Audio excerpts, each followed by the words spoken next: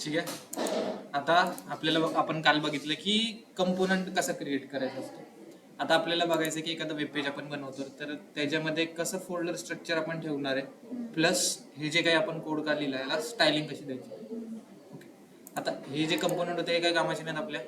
मी दोन्ही पण डिलीट मारलं. डिलीट मारले. एक कंपोनंट्स नावाचा पेज ठेवलेला आहे, एक फोल्डर ठेवलाय फक्त, आणि हे पण सगळं क्लिअर करतो. तसंच SRC मध्ये अजून एक फोल्डर बनवतो ज्याचं नाव दिलं मी पेजेस. दोन आता पेजेस एक आहे आणि कंपोनंट एक आहे, आणि index.js पेज. आता एक वेबसाईट बनवतो ना, त्याच्यामध्ये आपले मल्टिपल पेजेस बनणार, होम, अबाउट, सर्व्हिस, कॉन्टॅक्ट असे. तर मग ते जे सगळे आहेत ना ते सगळे घ्यायचे पेजेसमध्ये. पहिला असणार आहे आपला होम, तर मी घेतलं home.js. इथे येणार, काल बघितलं कंपोनंट कसा बनतो, आज डायरेक्टली RFC टाकून चालू करतो. अजून एक घेतला about.js, same RFC. Class component आता नाही यूज करत आपण, त्याच्यामुळे सगळं फंक्शन मध्येच करायचं. होम, अबाउट, सर्व्हिस.js, ही लास्ट एक बनवतो कॉन्टॅक्ट.js. इथपर्यंत काय डाऊट नाही, म्हणजे मी फक्त कंपोनंट बनवले. आता हे जे कंपोनंट आहेत, होम, अबाउट, सर्व्हिस, कॉन्टॅक्ट, दोन टाईपचे वेबसाईट आहेत. एक तर कधी कधी आपण क्लिक केल्यानंतर पेज चेंज होतं, ती एक प्रकार असतो, आणि दुसरा म्हणजे फक्त आपण एकाखाली एक स्क्रोलिंग करतो. तर आता आपण काय करणार, हे एकाखाली स्क्रोलिंग वाला पार्ट त्या टाइप मध्ये करणार आहे, आणि नंतर मग ते पेज क्लिक केल्यानंतर पेज कसं चेंज होतं ते नंतर बघायचं. ओके. पण आता हे जे काही कंपोनंट बनवले, हे कंपोनंट मी index.js मध्ये एकाखाली एक लिहित बसणार ना. मग index.js मध्ये खूप सारा कोड होईल. मग तो करण्याच्या जागी आपण काय करतो, index.jsच्या तिथेच मी एक दुसरी फाईल बनवतो ज्याचं नाव तू दे layout.js आहे, किंवा मी देतो app.js, ज्याच्यामध्ये मी माझा पूर्ण कोड इथे लिहिलेला असेल, आणि app.js ला मेन स्क्रीन वरती कॉल केला. ओके. आता आउटपुट जर बघायला गेलो, आउटपुट मध्ये आपल्याला काय दिसणार आहे,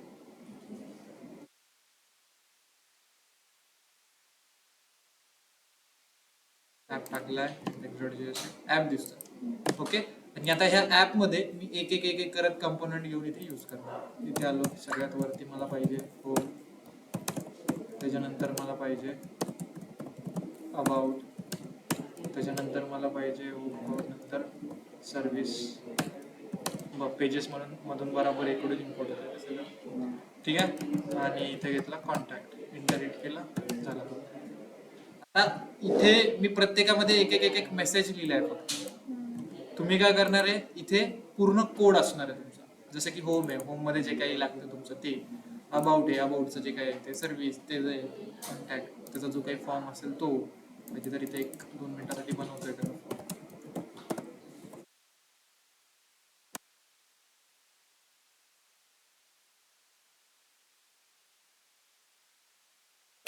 काहीतरी जे काही फॉर्म असेल तो इकडे खाली येईल. ओके. होम मध्ये जे काही असेल ते तिथे दिसेल. तसं कट केला, पेज, होम पेज, त्याच्या खाली इथं पॅराग्राफ ऍड. म्हणजे असे तू वेगवेगळे बनवणार आहे आणि त्याला कॉल करणार. पर्यंत काही डाऊट आहे का? नवीन आपण ह्याच्यामध्ये काय केलं का? काहीच नाही केलं. कंपोनंट बनवले, ते सगळे एका पेज वरती घेतले आणि ह्या पेजला इंडेक्स मध्ये. ओके. आता ह्याला द्यायची आपल्याला स्टायलिंग. आता स्टायलिंग जेव्हा देतो तेव्हा स्टायलिंगचं कसं आहे, 3 टाईपचे स्टायलिंग आहे, इनलाईन, इंटरनल, एक्सटर्नल. आपण जास्त करून यूज करणार आहे इथे एक्सटर्नल, डायरेक्टली एक्सटर्नल यूज करणार आहे, पण बाकी पण बघूया कसं कसं यूज करू शकतो. आता जसं समज मला होम मध्ये आहे ना, कुणाला तरी स्टायलिंग द्यायची म्हणून, इथे आपण स्टाईल इक्वल्स टू देणार कर्ली, आणि या कर्ली मध्ये CSS लिहिणार. आता कर्ली मध्ये काय करू शकतो आपण, एकतर ऑब्जेक्ट पास करू शकतो किंवा स्वतः CSS लिहू शकतो. तो ऑब्जेक्टच्या आतमध्ये जे लिहितो ते जेसन फॉर्मॅट जो असतो आपला ऑब्जेक्टचा त्या टाईप. जसं मी ते बनवलं लेट ओबी, काही काहीतरी नाव दिलं, त्याच्यामध्ये आपण लिहिली CSS. जसं की इथे लिहिलं मी बॅकग्राऊंड, BACKGROUND, बॅकग्राऊंड कलर. पण हे लिहिताना मी काय लिहिलं इथे बघ, कॅमल केस यूज केला. कॅमल केस माहिती आहे ना, की पूर्ण प्रॉपर्टी लिहिताना आपण अशी लिहितो बॅकग्राऊंड कलर. पण इथे ही जावास्क्रिप्ट आहे, ती ह्या डॅशला काय समजणार आहे, मायनस समजणार. म्हणून आपण काय करू शकतो, एक तर याला असं डबल कोट्स मध्ये टाका, किंवा दुसरा ऑप्शन असा आहे की कॅमल केस यूज करा. ओके, मी कॅमल केस यूज केली आणि लिहिला background colour red. Text colour मला द्यायचे व्हाईट. हे सगळं कशामध्ये स्टोर आहे, ओबी मध्ये. त्या ओबीला घेतला आणि या स्टाईलच्या आतमध्ये पास केला. ओके, असं करू शकतो आपण. किंवा जर डायरेक्टली इथे लिहायचंय तर काय करणार मी, इथे येणार स्टाईल इक्वल्स टू करली आणि याच्यामध्ये मी ओबी लिहित होतो, ओबीच्या जागी ओबीची सीएसएस ही जी आहे करली सकट पूर्ण ही अशी लिहिली. याचा सिंटेक्स नीट बघ, हे कसं तयार झालंय. तर पहिला ओबीचा म्हणजे स्टाईलचा करली, त्याच्यानंतर इथे जो करली दिलाय आपण तो वाला करली, आणि मग सीएसएस लिहायची. जसं इथे लिहिलंय मी बॅकग्राऊंड कलर.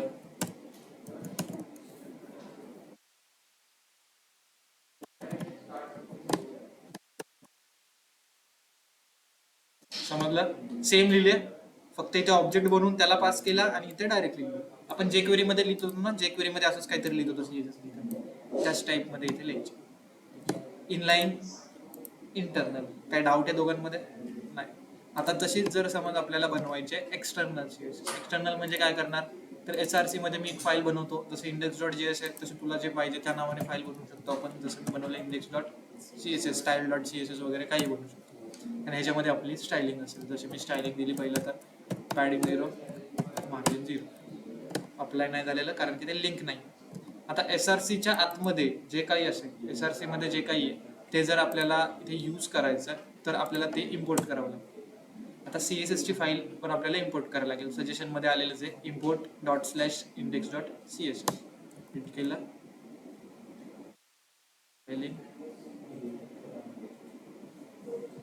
आणि त्याने पॅडिंग मार्जिन 0 करून दिले.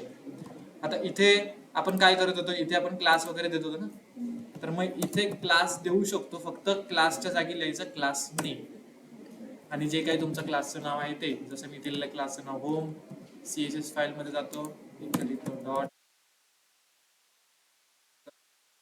रेंज, हाईट याची करतो फुल 100, त्याला होम पेज, खाली अबाउट, खाली सर्व्हिस, खाली कॉन्टॅक्ट, असं एका खाली. समजलंय? तर अशी आपण स्टायलिंग देऊ शकतो. स्टायलिंग मध्ये काय डाऊट आहे? नाहीये, समजलंय सगळं? ओके, इमेजेसचं बघूया.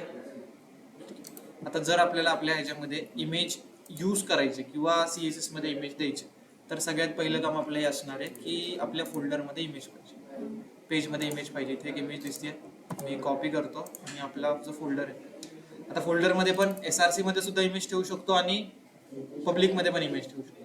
मग दोन्हीकडे ठेवून बघूया.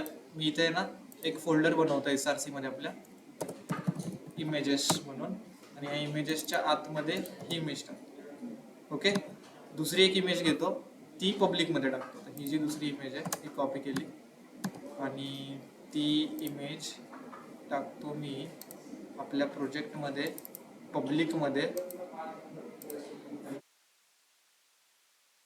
यस, आणि याच्यामध्ये ती इमेज टाकतो.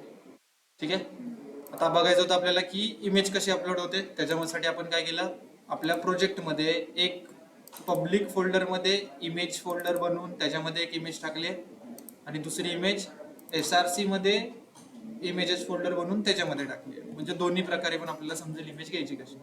आता ही इमेज आपल्याला वापरायची कुठे, मला आता ती समज अबाउट मध्ये पाहिजे, तर जाणार मी अबाउटच्या कंपोनंट मध्ये. आलो, अबाउटचा कंपोनंट ओपन आहे, इथे येणार, आपण आपला कोणता टॅग घेतो, इमेज टॅग घेतला. पण आता मगाशी बोललो तसं की एसआरसी मध्ये जे काही आहे ते इम्पोर्ट करणं कंपल्सरी. मग आता ही जी इमेज आहे ती पण इम्पोर्टच करावी लागणार. इथे येणार, लिहिणार मी इम्पोर्ट. इम्पोर्ट केल्यानंतर त्याचं नाव काय द्यायचे ते नाव द्या. मी दिलं इमेजवर. फ्रॉम, कुठून इम्पोर्ट करायचे मी बोललो डॉट स्लॅश, म्हणजे साईडची फाईल आपली. साईडची फाईल नाहीये, आपण आता कोड लिहितोय कुठे, about dot JS. About dot JS आहे पेजेस मध्ये. तर पहिलं तर मला त्या पेजेस मधून बाहेर यायचंय आणि इथून जायचंय इमेजेस फोल्डर मध्ये. मग बाहेर येण्यासाठी मी काय करणार, dot slash dot dot slash dot dot slash केला, इमेजेस फोल्डर आला, इमेजेस फोल्डर मधली one.jpg इम्पोर्ट केली आणि नाव दिलं तिला इमेज1. इथे येणार image SRC equals to curly मध्ये आपण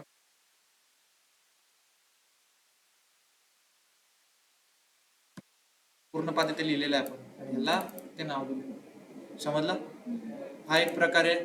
दुसरा, जर समज आपली जी इमेज आहे ती पब्लिक फोल्डरमध्ये असेल तर कशी घेणार?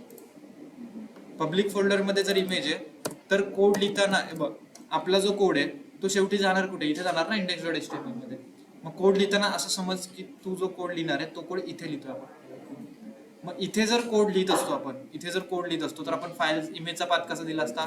./images, आणि तिथून करतो मी याचा, तिथून इथे येणार ते नाव,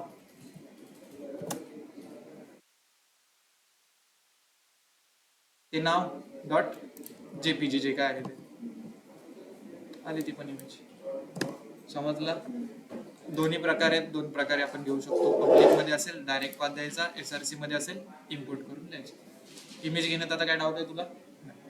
आता तीच इमेज जर समज CSS मध्ये आपल्याला पाहिजे, CSS मध्ये पण वापरतो ना आपण बॅकग्राऊंड इमेज म्हणून, मग तेव्हा लिहिताना कसं लिहिणार? इथे लिहिणार बॅकग्राऊंड इमेज लिहितो, URL. आता जर इमेज इथे आहे आपण आणि ती इथूनच घ्यायची ना, इथे इम्पोर्ट नाही करत बसणार आपण. आता ही CSS फाईल आणि हा इमेजेस फोल्डर कसं आहे बाजूबाजूला, मी बोललो ./images फोल्डर, त्याच्यामधली ही इमेज. समजला? तर असं आपण इमेज पण घेऊ शकतो. पहिला आपण काय बघितलं तर फोल्डर स्ट्रक्चर काय क्रिएट करणार, ज्याच्यामध्ये मी index.js घेतला, पूर्ण लेआउट टाकण्यासाठी घेतला मी app.js, वेगवेगळे पेजेस बनवले मी पेजेसमध्ये, जे काय आपले पेजेस असतील ते, एक कंपोनंट बनवून ठेवला ज्याला आपण आता वापरला नाहीये. ओके, त्याला पण यूज करायचं आहे आपल्याला नंतर, किंवा आताच एक कंपोनंट आपण ट्राय करूया त्याच्यामध्ये टाकून. हे वेगवेगळे पेजेस बनवले मी पेजेसमध्ये, आणि त्याला घेतलं कुठे? ॲपमध्ये, आणि ॲपला टाकलं index.js. आणि CSS देताना एक index.css फाईल बनवली, त्याच्यामध्ये आपला CSS चा कोड लिहिला, आणि त्याला फक्त आपण index.js मध्ये इम्पोर्ट केलं की ती CSS पण आपल्याला. आता पेजेस मध्ये ते मोठे मोठे पेजेस घेतले, कंपोनंट मध्ये काय घेणार? तर कंपोनंट मध्ये जे यूज करायचं ते सगळं जाणार. जसं की मला nav बार वापरायचं, nav JS. अजून काय पाहिजे? फुटर पाहिजे, footer.js. ई-कॉमर्स वगैरे बनवतो आपण, तर त्याच्यामध्ये काय करतो? ते कार्ड्स वगैरे वापरतो ना सारखे, मग ते बनवून पाहिजेत. हॅलो कंपोनंट मध्ये घेतला मी ते card.js. ओके, ह्याच्यामध्ये जे काही ते असेल, nav मध्ये तुझा लिस्ट असेल, फुटर मध्ये फुटरचा कोड, आणि हे सगळं मिक्स कुठे करणार आपण? app.js मध्ये. आलो इथे, घेतला nav, आलो खाली, इथे घेतला फुटर. चेक करूया, nav कोड टाकल्यावरती तिथे येणारच आहे फुटर. आता ही सिंगल पेज अशी, म्हणजे एका खाली एक स्क्रोलिंग वाली वेबसाईट झाली. नंतर आपल्याला ह्याच वेबसाईटला ते क्लिक केल्यानंतर येते ना, त्या वेबसाईट मध्ये कन्वर्ट करायचं. ओके, तसं आता बघ, हा कार्ड बनवलेला, कार्डचा एक वर्ड लिहिला मी फक्त इथे, इथे येतो H1 टाकतो, लिहिला, इथे एखादा पॅराग्राफ टाकतो, एखादं बटन वगैरे असंच असतं आपलं कार्ड. ओके, याला देतो थोडीशी styling, class name card, index.css कुठे आपली? इथे.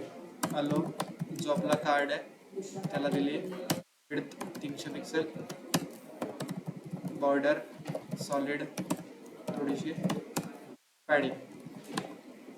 कार्ड नाही आला कारण की यूज नाही केलं, तर सर्व्हिसेस मध्ये जातो आणि सर्व्हिसेस मध्ये तो यूज पण होतो. सर्व्हिसेस मध्ये घेणार आपण आपला 1 2 3 4 जेवढ्या वेळा पाहिजे तेवढ्या वेळा असं घेणार. मग असे जे रिव्ह्यूज होत आहे ते सगळं कंपोनंट मध्ये टाकायचं, आणि हा सिंगल सिंगल वाले पेजेस. ओके, हे बाजूबाजूला पाहिजे. आता स्टायलिंग तर आपण त्याला देऊ शकतो, देऊयाला आपण स्टायलिंग. बुटस्ट्रॅप आपण उद्या बघायचं, बुटस्ट्रॅप कसं अप्लाय करायचं. आता फक्त आपण नॉर्मल स्टायलिंग. समजलंय? काय डाऊट आहे याच्यामध्ये? नाही? ओके, तर